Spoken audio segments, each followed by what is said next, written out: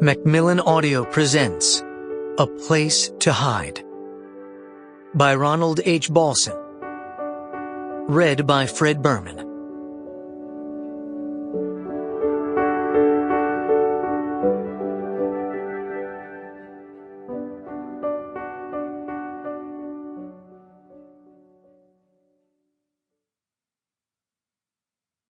Chapter 1.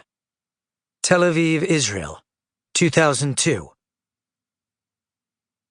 At a small table in the corner of a Tel Aviv bakery, a man sat studying financial papers and enjoying his morning cup of coffee. Suddenly, his attention was drawn to two little giggling girls.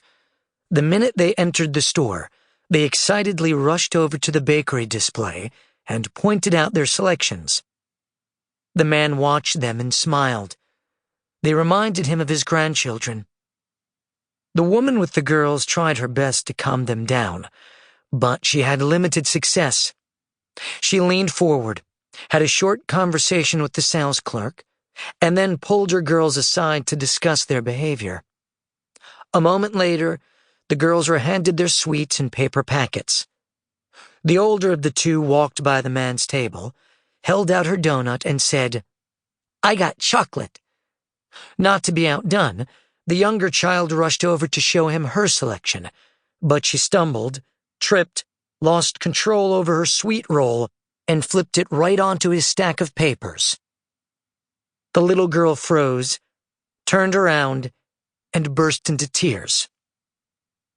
The woman hurried to the table, took her child's hand, and smiled apologetically at the man. "I'm so sorry, sir," she said in Hebrew. "Becky's excitement sometimes gets the best of her. Allow me to clean it up." No, it's not necessary," he said, returning her smile. "No harm done." He gestured to the sales clerk to prepare another sweet roll for the little girl. "You are so kind," the woman said. "They get so riled up. They love donuts." "So do I," he replied, patting his stomach. "Maybe a little too much. And you have delightful children." "Very kind of you," she said. "But they are my grandchildren." His smile widened. "My goodness, you could have fooled me. By the way, I noticed that you speak Hebrew with a Dutch accent." She nodded.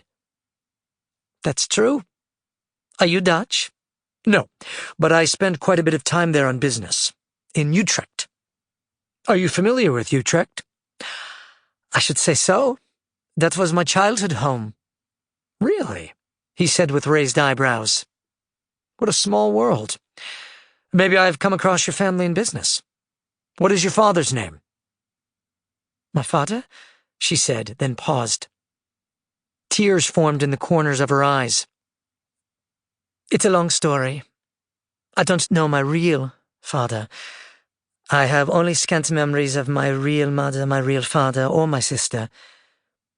They tell me I was born in Amsterdam, but I don't remember much about that either. I was raised in Utrecht by my second family, but I didn't call them Vader and Moeder. I called them Tante and Oom." He nodded. "Aunt and uncle?" "Yes. They preferred it that way in case my real mother and father should ever come for me.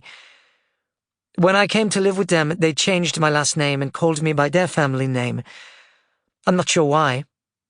Their name was Leisner. I don't know what my name was before that." She shrugged.